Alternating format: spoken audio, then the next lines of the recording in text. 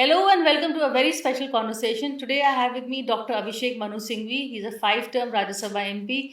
He's also the Congress Party's ace strategist and ace lawyer. In fact, the one man the party turns to in case of, the man for all seasons. Any trouble, and Dr. Singhvi is the first person they turn to, whether it is a debate in parliament, whether it is, of course, one of the many cases in court, or whether it is dealing with us in the media. I think, Dr. Singhvi, you play many roles, but today I want to talk to you also as a thought leader. We are we're living in a very strange times. We've seen these results of the five assembly elections. There is now a buzz coming with the BJP winning so many states. Is it the end of federalism as we know? Because the BJP, we are told, wants to weaken the Congress but not finish the Congress. But they do want to finish regional parties and regional identities. Well, thank you, Priya, for a very generous, possibly undeserved introduction. But very much deserved. Very nice to be back on your program. It's an important issue you've raised, and since we have some time, let me just step back a little bit before we come to the politics of it. It is very interesting. There is no word federal or federalism in the entire constitution. It is one of the longest in the world, and there's no word federalism. If you Google the constitution, you will get federalism many places, or federal you'll get many places, which refers to the federal court, the predecessor of the Supreme Court. Okay. But not federalism. It is also a word conspicuous by its absence in the preamble.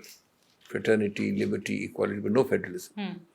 Why I'm saying all this is that one of the very correct and amazing accomplishments of the evolutionary journey of our constitutional ethos, that we have now established federalism, not textually mentioned in the constitution, as a part of the basic structure. You know what a basic structure is? Of course you do. Your viewers know. One sentence, the basic structure is a remarkable doctrine which says, even a constitutional amendment which violates the basic structure will be unconstitutional. So basic structure cannot be tampered with. Yes. Exactly. Now, if you are a part of basic structure, I can't tamper with your contours. If I am a part of the basic structure, you can't tamper with my contours. So the moment the court, and this the court held from Keshwananda Bharati, but more important is what people know now, the Bommai case. So they said that federalism is part of the basic structure. So that's giving you the importance of how law has been interpreted and understood. Why? The other second very remarkable thing is that when the framers, our wise old people in the Constituent Assembly, far wiser than us, sat for 3 odd years, they were faced with very dangerous, environment around them. There was a lot of mayhem, bloodshed. They were also genuinely and rightly scared of fissiparous tendencies. The republic will break away. Okay. There will be no republic, etc. There were the horrors of partition. And yet these wise men sat. They did create largely a centralized union with some federal features. So some eminent constitutional lawyers in those days called India not a federal constitution, they called it quasi-federal. Right. So a federal constitution, a true federal constitution would be something like USA, which is bottom up. In USA, pre-existing states were countries. Louisiana was a country, Texas was a country, all were countries. I mean, not all, many were. They gave up, they ceded sovereignty on 4 or 5 areas and joined together to form the United States of America. That's bottom up. We are top-down federalism. We are basically central with some federal features. Having given you that backdrop, the third remarkable point is that while our framers created, because this is very interesting how the text of the Constitution changes with the interpretation. I gave you the example of federalism basic structure. Right. Second example is that while our framers created a constitutional entity which is largely centralized with very few federal features in conception and design in 1950, the remarkable achievement is that today, after 75, 80 years, we are a far, far more federal country in operational reality. Scholars have written and said this is inadvertent and accidental federalism, but very welcome.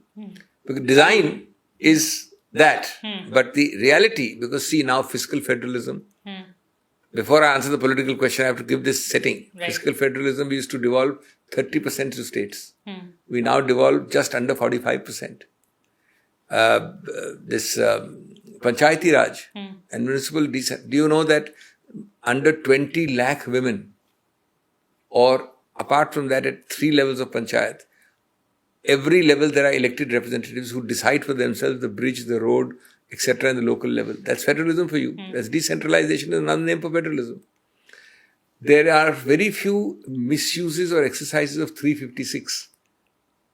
The case which led to Bomai. Right. Because the biggest antithesis of federalism is 356. But because now courts have started intervening and jumping in very fast, there have been hardly 15, 20 in the last 20 years. Previously, the courts used to be very slow. Ramakrishna Hegde filed the petition. He won the petition. By the time he got the judgment, his government had changed twice over. Right. That doesn't happen now. He didn't have a lawyer like you who knows how to move the courts. So the point I'm now making is, so now federalism is a very powerful and one of the, the gems on your mantelpiece. Having said that, this government, now we come to a political part of the question. And, you can discount the fact that I'm in a political party, but I'm also a constitutional lawyer.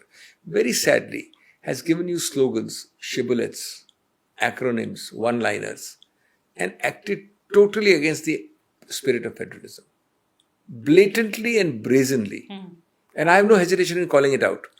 You see, you have these nice words every day. Now he stopped doing it, but the top 2 or 3 people in the government used to say cooperative federalism, right, competitive federalism, conciliatory federalism. These nice phrases. Yeah. Actually, सच्चाई क्या है? सच्चाई है कि पहली बार 80 साल में राज्यपाल प्रदेश के बाद 2-2 साल तक आपका लेजिस्लेशन पारित नहीं करते हैं. What is federalism? You are the state elected chief minister.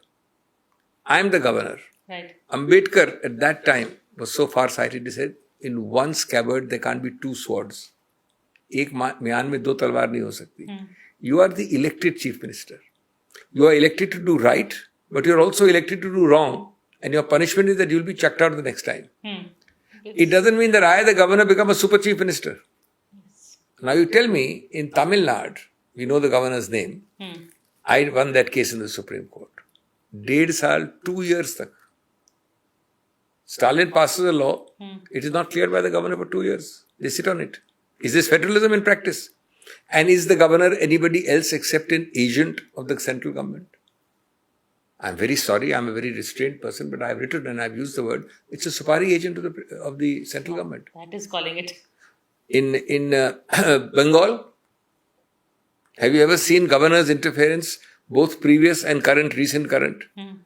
Blatant. You would go and give interference in state administration.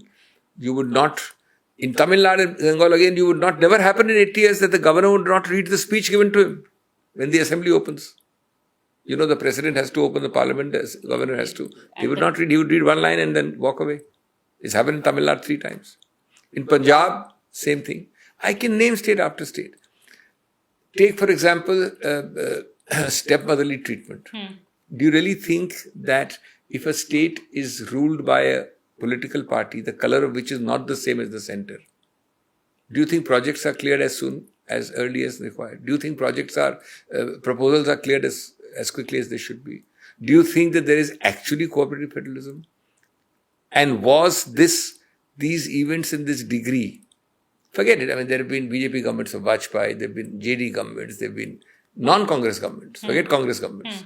In which government have you seen such remarkable micromanagement to do the center's bidding?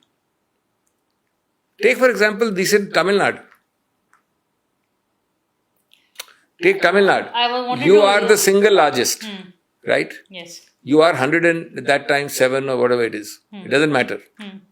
Is there another claimant? Kindly consider common sense. There's no other claimant. You are by far the single largest. You go to the governor says that I will call you when you show me the majority, then why does it need to, you don't need to stake a claim. Law test, yeah. अगर आपको पूरे बहुमत होगा तो फिर उसके जाने की जरूरत क्या है? आप तो इसलिए गए हैं. अच्छा, every governor, Fadnavis with 20 short, Yedurappa with 15-20 short, was given 2 weeks to establish on the floor test. What about that This poor chap who's won a remarkable victory, first time in the history of India, with a direct 0 to 35%, 0 to 1 vote share, 0 to 107, is told by the governor for 4 days that you go and get a majority first. Why? Have you told it to any BJP government? So this is not federalism. Federalism ka spirit kya hai? Spirit is that you have to conciliate, cooperate, collaborate. Everybody envisaged different governments of color in center, and nobody envisaged that you'll have one color. Now we come to the third part of your question, which is extremely important. There is no doubt in my mind. See, I don't have to say it. The government and the ruling party has said it 100 times. Even the Prime Minister has got bored of using the phrase now. He has said Congress Mukh Sarkar from the day he entered office. So it's clear that the object is not, now the subterranean object is to have one everything. One nation, one election. One nation, one language. One nation, one dress. One nation, one diet. One nation, one this. One nation, one that. Federalism is a celebration of diversity. Federalism actually quarantines conflicts which would otherwise explode at the center. By decentralization, it's like a pressure valve, like a pressure cooker in the kitchen, you let off steam at local decentralized levels. Correct. Here the approach is control freakism. Control freakism is the heart of this government's thinking. Everything should be controlled, micromanaged.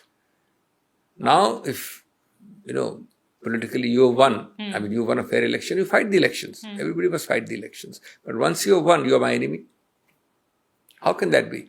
Even Kejriwal, his government must have made a lot of faults. Right. Perhaps the AAP over-dramatized some issues. But does anybody put his hand on his heart and say that every kind of non-cooperation in Delhi was extended by the central government? Do you see the same today, with the government being the same?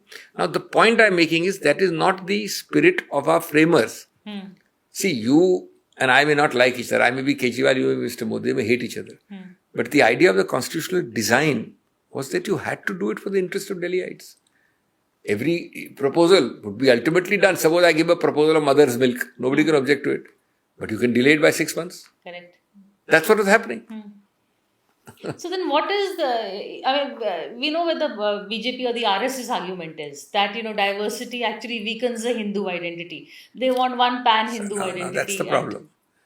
According to me, there is no other spot on planet Earth more diverse than India. We have more smells, more sounds, more rituals, more foods, more clothes than any other place on planet Earth. And more religions. More religions. It's the birthplace of 4 religions. No. Therefore, what we do by the name, of course it's a much abused name, so don't use it in the sense it's been abused. But what we do by the name of fraternity, secularism, liberty, is actually self-preservatory and selfish. We are doing nobody a favor. In a country so diverse, the only way you can rule and hold it together is to let go and let people flourish in their respective identities. That spirit is not understood by people. Forget BJP or Congress. The spirit is that in a diverse spot, the more you pull the rope, the more you create an explosive situation. If you let go, if you let decentralized thinking develop, then India develops. That is something which is the antithesis of the BJP way of thinking. And let me also tell you, India is ungovernable. As a single color, a single entity, a single swathe of thought process. Why would you say that? Because the very nature of the argumentative Indian, the very nature of the religions we have. We're all Indians. But even within 2 kilometers, your dress and my dress changes, your speech and my dialect changes, your food habit and my dialect within 4 kilometers. How can you possibly govern with the same color?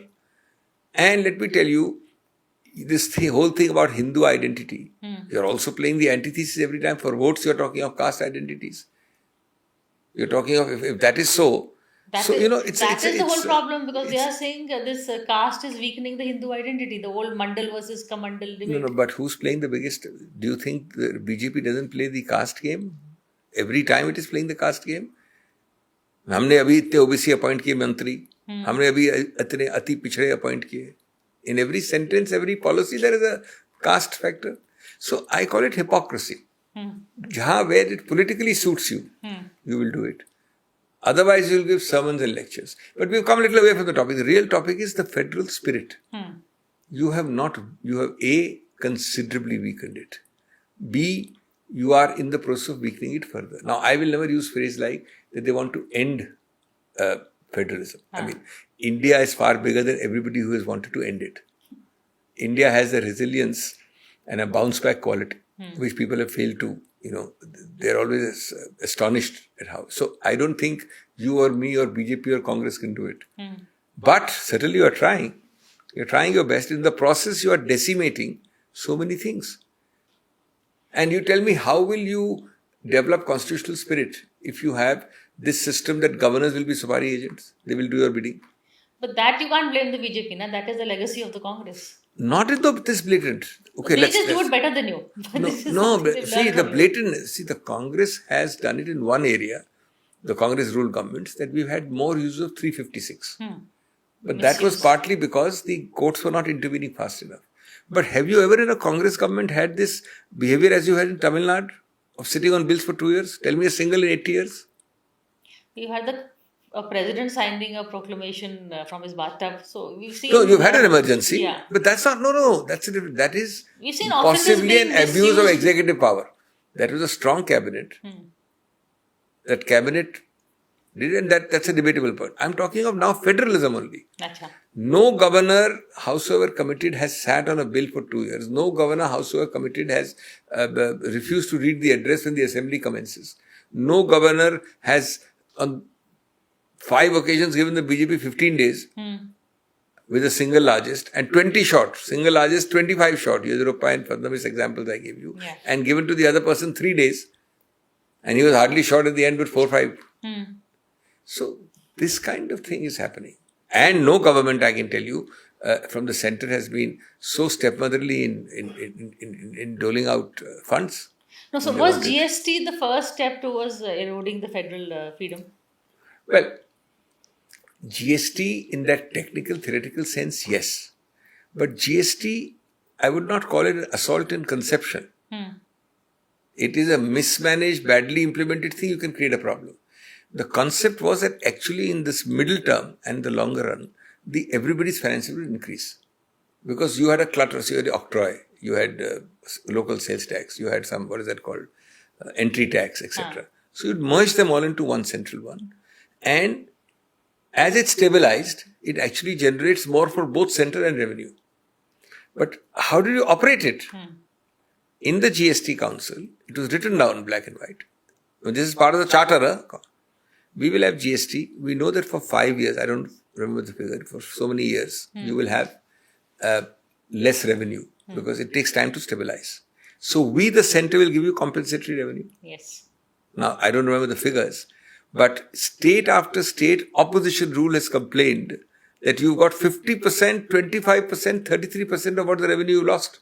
So you ended up entering into a GST. And remember, states all had to sacrifice. States went into GST with the understanding that we'll get less revenue. But they said after 4 years, 5 years, it'll catch up.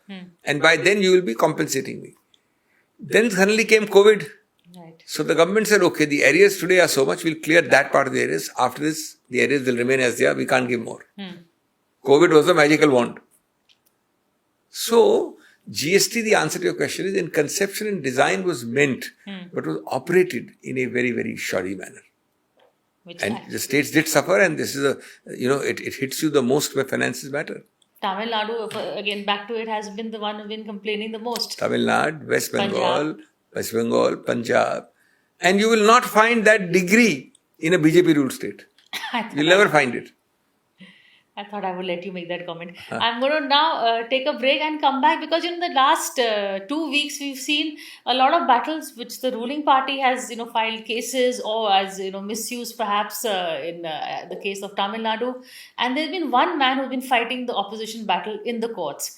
That is the constitutional expert and ace lawyer Abhishek Singhvi. So I'm going to talk to Dr. Singhvi after the break to take us through a bit of what is happening in the last 2 weeks, especially the case of Pawan Khera, Dr. Singhvi, and of course, how you got a Tamil Nadu Chief Minister get his rightful place. After a quick break.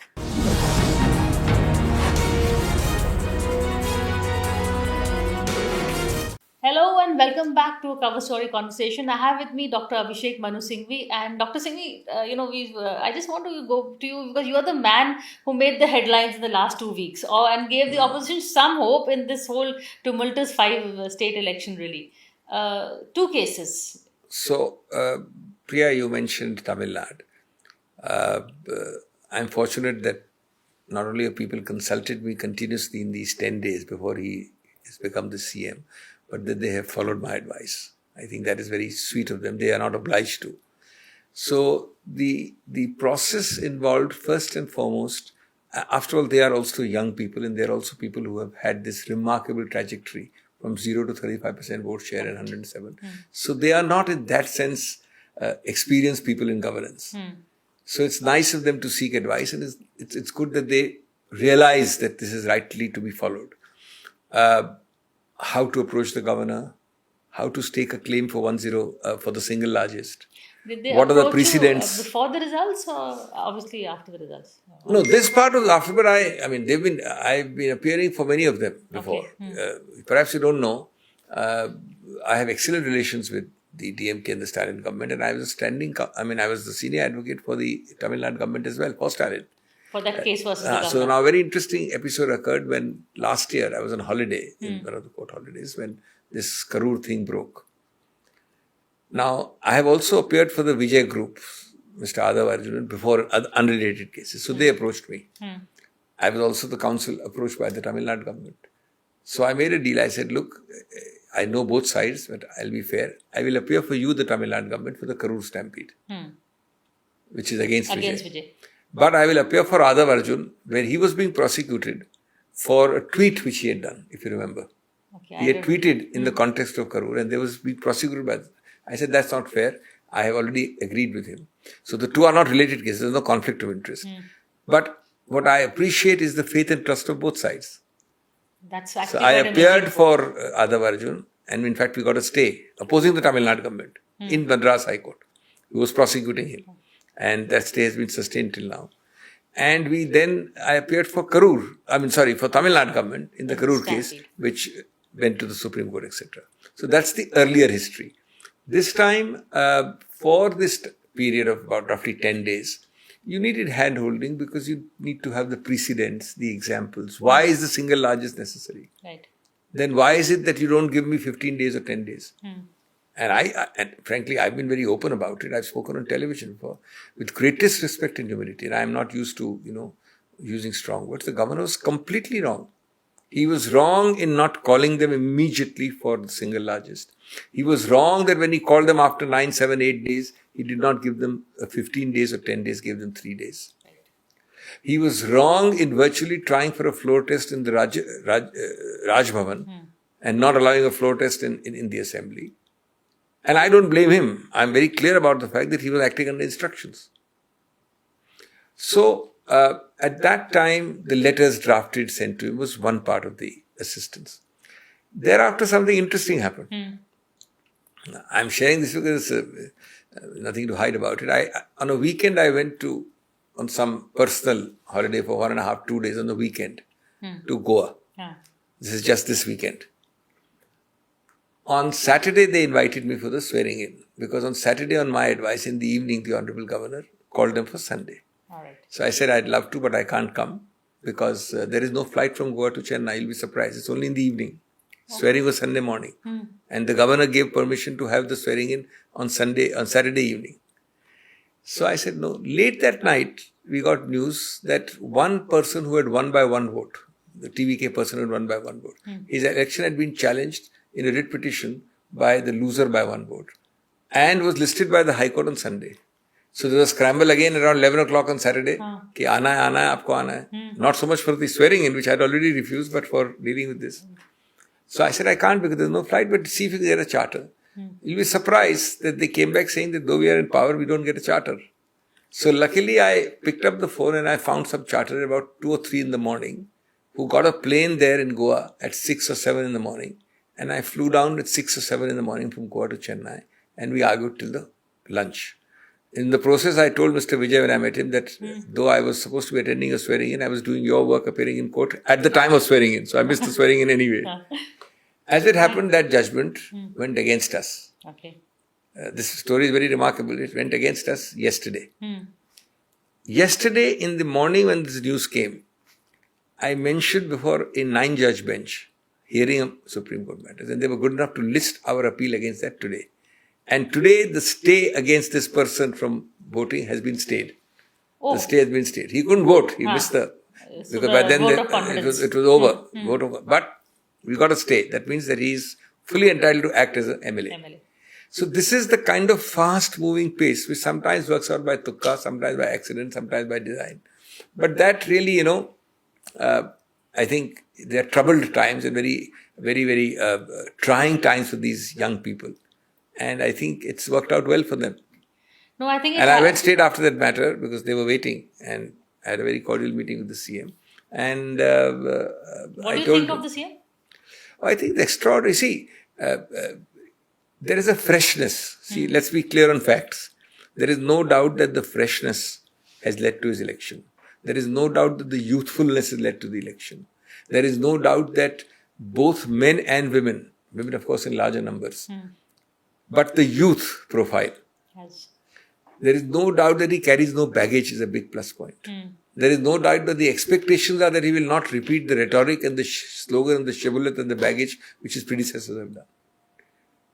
Because this is this feeling of, see, after 60, 70 years, you have a non-DMK, IDMK government moving to within 10 seats of single largest. With the 35% vote share, not a small thing. But he has to be, the higher the expectation, the more careful he has to be. They have an experience deficit, which they openly acknowledge. Along with that, they must have a humility to make up their experience deficit, which I think they have, for the time being at least. They must be careful in each policy, not to make the same mistakes as their predecessors. So I think it's a great time for them to establish an exemplar. And then the rest is luck. Politics is all about luck. But I think it'll be a great idea for him to have you on speed dial because this governor is going to give him a lot of trouble. No, I mean, these are all episodic. I think now they are settling down. As it happened, I told him the first thing. I said, look, this judgment is likely to go against us. It's a difference of one person. I'm sure you'll have a buffer of 10, 20. You have to beat this political game against you in a political manner. Right. Not only by law. And as it turned out, with the abstention of the DMK, they had lots and loads of margin. Yeah, but just in case you were there. Yeah. So I know we're out of time, but I quickly want to talk to you about the Pawan Khera case also, because that, did dominate the election narrative, and Hemanta It was was a sad very, case. It was sad. You see, I am not talking about the merits of what Pawan Khera said. I'm not saying a word against Mr. Sharma. I'm not saying a word for Pawan Khera. I'm giving you 2 or 3 facts which make me say it's sad. The heart of the allegation is that I defamed you. Yes. I sat at a press conference. I didn't come from behind and murder you or assault you. I sat at a press conference. I sat with the person who was the lead campaigner for us, Mr. Gogoi. And I made allegations against you. And let me assume the allegations are wrong, or not wrong, but alleged to be wrong. Ultimately, this sounds only in defamation. By the way, defamation is usually civil defamation. But now, of course, in politics, it's never civil defamation. It's uncivil criminal defamation. Now what happens? That's where I fault the whole thing. You file criminal defamation, okay, you have a right. You add 10, 15 sections which are really, just intended to trap me. Forgery, this, that and the other. In the hurry, you go to the magistrate of Kamrup, and I must doff my hat, the lowest level judiciary magistrate. The entire might of the state went there for a non-bailable warrant. That man wrote a reasoned order and said no non-bailable warrant because none of these things are made out as to why he should be arrested. The crucial question which shows the dishonesty of this whole thing is, yes, you are wrong. I can interrogate you. I can question you. I can seize your passport. Tell me why I need to be arrested for a defamation offence, which is in a press conference in the context of a political campaign. It is also not a defamation of some long-standing property dispute between you and me, or enmity between your family and my family. Correct. This is meant to harass you. This is meant to intimidate you. This is meant to scare you because you are a political opponent. Political battles must be fought out in politics, but if you fight it in law, don't come arresting me. Nobody has answered the question, why is it imperative that Priya Sahgal must be arrested for something she says on camera? She can be interrogated.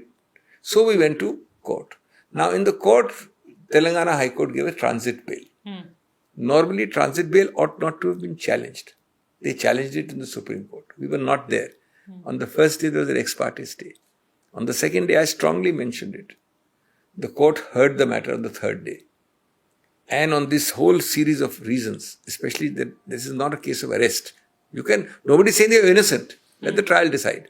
Nobody can say that you can not cooperate. Nobody is saying that you will not come when I call you for interrogation. Nobody is saying that you'll fly away abroad. But tell me why you must arrest. And I think the court accepted that and gave this judgment. So I think this whole thing about a certain, I would not call it cordiality, a certain standard in politics has disappeared long ago. Yes. There's no point giving sermons of wistfulness. It's just, Mujhe smaran hai.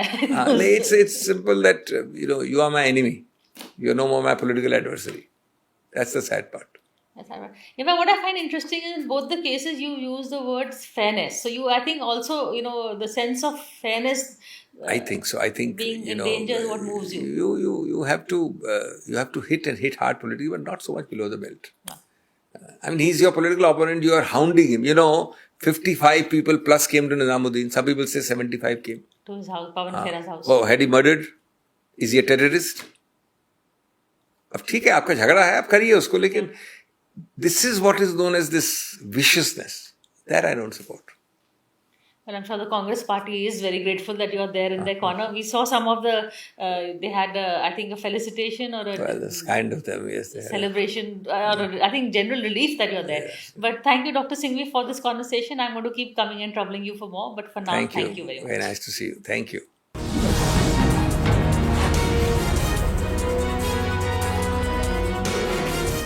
For more such videos, subscribe to the NewsX YouTube channel, hit the bell icon.